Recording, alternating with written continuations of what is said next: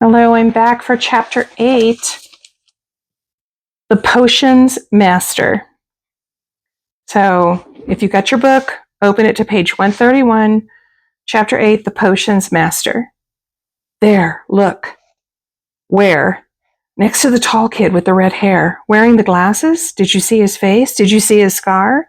Whispers followed Harry from the moment he left his dormitory the next day. People lining up outside classrooms stood on tiptoe to get a look at him or doubled back to pass him in the corridors again, staring. Harry wished they wouldn't because he was trying to concentrate on finding his way to classes. There were 142 staircases at Hogwarts, wide, sweeping ones, narrow, rickety ones, some that led somewhere different on a Friday, some with a vanishing step halfway up that you had to remember to jump. Then there were doors that wouldn't open unless you asked politely or tickled them in exactly the right place, and doors that weren't really doors at all, but solid walls just pretending. It was also very hard to remember where anything was because it all seemed to move around a lot. The people in the portraits kept going to visit each other, and Harry was sure the coats of armor could walk. The ghost didn't help either. It was always a nasty shock when one of them glided suddenly through a door you were trying to open. Nearly Headless Nick was always happy to point new Gryffindors in the right direction, but Peeves the Poltergeist was worth 2 locked doors and a trick staircase if you met him when you were late for class. He would drop waste paper baskets on your head, pull rugs from under your feet, pelt you with bits of chalk, or sneak up behind you invisible, grab your nose and screech, "Got your conch!" Even worse than Peeves, if that was possible, was the caretaker, Argus Filch. Harry and Ron managed to get on the wrong side of him on their very first morning. Filch found them trying to force their way through a door that unluckily turned out to be the entrance to the out-of-bounds corridor on the 3rd floor. He wouldn't believe they were lost, was sure they were trying to break into it on purpose, and was threatening to lock them in the dungeons when they were rescued by Professor Quirrell, who was passing. Filch owned a cat called Mrs. Norris, a scrawny, dust-colored creature with bulging, lamp-like eyes just like Filch's. She patrolled the corridors alone. Break a rule in front of her, put just one toe out of line, and she'd whisk off for Filch, who'd appear wheezing 2 seconds later. Filch knew the secret passageways of the school better than anyone, except perhaps the Weasley twins, and could pop up as suddenly as any of the ghosts. The students all hated him, and it was the dearest ambition of many to give Mrs. Norris a good kick. Ooh, how mean. And then once you had managed to find them, there were the classes themselves. There was a lot more to magic, as Harry quickly found out, than waving your wand and saying a few funny words. They had to study the night skies through their telescopes every Wednesday at midnight and learn the names of different stars and the movements of the planets. 3 times a week, they went out to the greenhouses behind the castle to study herbology with a dumpy little witch called Professor Sprout, where they learned how to take care of all the strange plants and fungi and found out what they were used for. Easily the most boring class was History of Magic, which was the only one taught by a ghost. Professor Binns had been very old indeed when he had fallen asleep in front of the staff room fire and got up next morning to teach, leaving his body behind him. Binns droned on and on while they dribbled down names and dates and got Emmerich the Evil and Ulrich the Oddball mixed up. Professor Flitwick, the charms teacher, was a tiny little wizard who had to stand on a pile of books to see over his desk. At the start of their first class, he took the roll call, and when he reached Harry's name, he gave an excited squeak, and toppled out of sight. Professor McGonagall was again different. Harry had been quite right to think she wasn't a teacher to cross. Strict and clever, she gave them a talking to the moment they sat down in her first class. Transfiguration is some of the most complex and dangerous magic you will learn at Hogwarts, she said. Anyone messing around in my class will leave and not come back. You have been warned. Then she changed her desk into a pig and back again. They were all very impressed and couldn't wait to get started, but soon realized they weren't going to be changing the furniture into animals for a long time. After taking a lot of complicated notes, they were each given a match and started trying to turn it into a needle. By the end of the lesson, only Hermione Granger had made any difference to her match. Professor McGonagall showed the class how it had gone all silver and pointy and gave Hermione a rare smile. The class everyone had really been looking forward to was Defense Against the Dark Arts. But Quirrell's lessons turned out to be a bit of a joke. His classroom smelled strongly of garlic, which everyone said was to ward off a vampire he'd met in Romania and was afraid would be coming back to get him one of these days. His turban, he told them, had been given to him by an African prince as a thank you for getting rid of a troublesome zombie, but they weren't sure they believed the story. For one thing, when Seamus Finnegan asked eagerly to hear how Quirrell had fought off the zombie, Quirrell went pink and started talking about the weather. For another, they had noticed that a funny smell hung around the turban, and the Weasley twins insisted that it was stuffed full of garlic as well, so that Quirrell was protected wherever he went. Harry was very relieved to find out that he wasn't miles behind everyone else. Lots of people had come from Muggle families, and like him, hadn't any idea they were witches and wizards. There was so much to learn that even people like Ron didn't have much of a head start. Friday was an important day for Harry and Ron. They finally managed to find their way down to the Great Hall for breakfast without getting lost once. "What have we got today?" Harry asked Ron as he poured sugar on his porridge. "Double potions with the Slytherins," said Ron. "Snape's head of Slytherin House. They say he always favors them. We'll be able to see if it's true." "Wish McGonagall favored us," said Harry. Professor McGonagall was head of Gryffindor House, but it hadn't stopped her from giving them a huge pile of homework the day before. Just then the mail arrived. Harry had gotten used to this by now, but it had given him a bit of a shock on the first morning when about 100 owls had suddenly streamed into the Great Hall during breakfast, circling the tables until they saw their owners and dropping letters and packages onto their laps.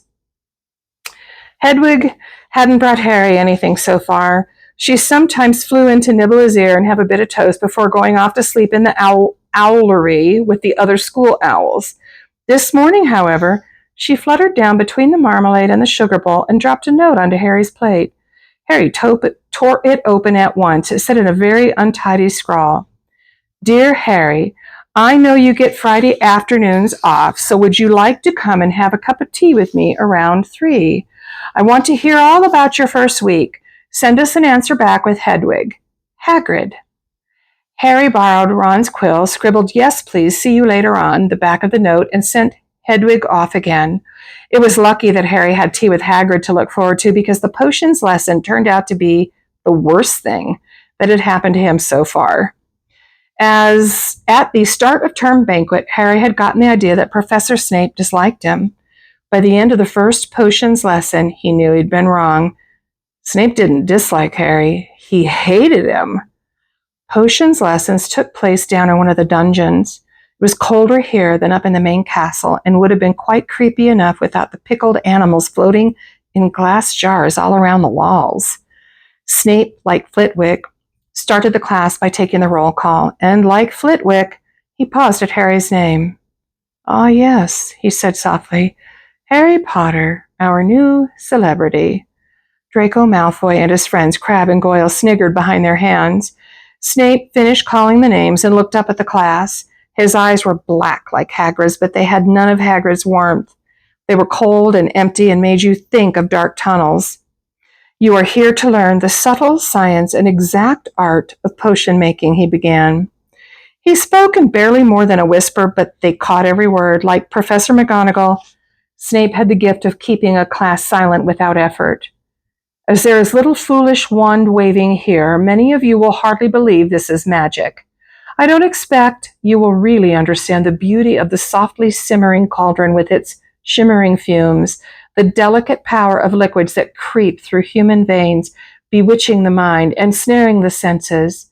I can teach you how to bottle fame, brew glory, even stop her death, if you aren't as big a bunch of dunderheads as I usually have to teach." More silence followed this little speech. Harry and Ron exchanged looks with raised eyebrows. Hermione Granger was on the edge of her seat and looked desperate to start proving that she wasn't a dunderhead. "Potter," said Snape suddenly, "what would I get if I added powdered root of asphodel to an infusion of wormwood?" "Powdered root of what? To an infusion of what?" Harry glanced at Ron, who looked as stumped as he was. Hermione's hand had shot into the air. I don't know, sir," said Harry. Snape's lips curled into a sneer. "Tut, tut. Fame, clearly, isn't everything. He ignored Hermione's hand. Let's try again. Potter, where would you look if I told you to find me a bezoar? Hermione stretched her hand as high into the air as it would go without her leaving her seat, but Harry didn't have the faintest idea what a bezoar was. He tried not to look at Malfoy, Crabbe, and Goyle, who were shaking with laughter. I don't know, sir. Thought you wouldn't open a book before coming, eh, Potter? Harry forced himself to keep looking straight into those cold eyes. He had looked through his books at the Dursleys, but did Snape expect him to remember everything in 1,000 magical herbs and fungi? Snape was still ignoring Hermione's quivering hand. What is the difference, Potter, between monkshood and wolfsbane? At this, Hermione stood up, her hand stretching toward the dungeon ceiling. I don't know, said Harry quietly. I think Hermione does, though. Why don't you try her? A few people laughed. Harry caught Seamus's eye, and Seamus winked. Snape, however, was not pleased. Sit down, he snapped at Hermione. For your information, Potter, Asphodel and Wormwood make a sleeping potion so powerful it is known as the Draught of the Living Death. A bezoar is a stone taken from the stomach of a goat, and it will save you from most poisons. As for monkshood and wolfsbane, they are the same plant, which also goes by the name of aconite. Well, why aren't you all copying that down? There was a sudden rummaging for quills and parchment. Over the noise, Snape said, and the point will be taken from Gryffindor House for your cheek, Potter. Things didn't improve for the Gryffindors as the potions lesson continued. Snape put them all into pairs and set them to mixing up a simple potion to cure boils. He swept around in his long black cloak, watching them weigh dried nettles and crush snake fangs, criticizing almost everyone except Malfoy, whom he seemed to like. He was just telling everyone to look at the perfect way Malfoy had stewed his horned slugs when clouds of acid green smoke and a loud hissing filled the dungeon. Neville had somehow managed to melt Seamus's cauldron into a twisted blob, and their potion was seeping across the stone floor, burning holes in people's shoes. Within seconds, the whole class was standing on their stools while Neville, who had been drenched in the potion when the cauldron collapsed, moaned in pain as angry red boils sprang up all over his arms and legs. Idiot boy, snarled Snape, clearing the spilled potion away with one wave of his wand. I suppose you added the porcupine quills before taking the cauldron off the fire.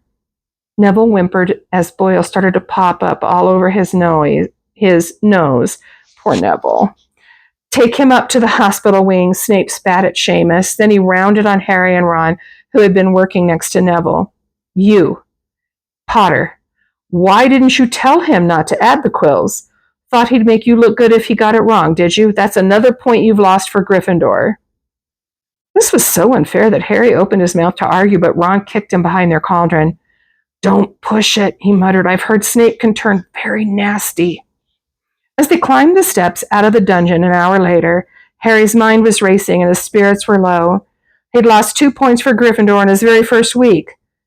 Why did Snape hate him so much? Cheer up, said Ron. Snape's always taking points off Fred and George. Can I come and meet Hagrid with you? At 2:55, they left the castle and made their way across the grounds. Hagrid lived in a small wooden house on the edge of the forbidden forest. A crossbow and a pair of galoshes were outside the front door. When Harry knocked, they heard a frantic scrabbling from inside and several booming barks. Then Hagrid's voice rang out, saying, Back, Fang, back! Hagrid's big, hairy face appeared in the crack as he pulled the door open. Hang on, he said. Back, Fang! He then let them in, struggling to keep a hold on the collar of an enormous black boarhound. There was only one room inside. Hams and pheasants were hanging from the ceiling. A copper kettle was boiling on the open fire, and in the corner stood a massive bed with a patchwork quilt over it.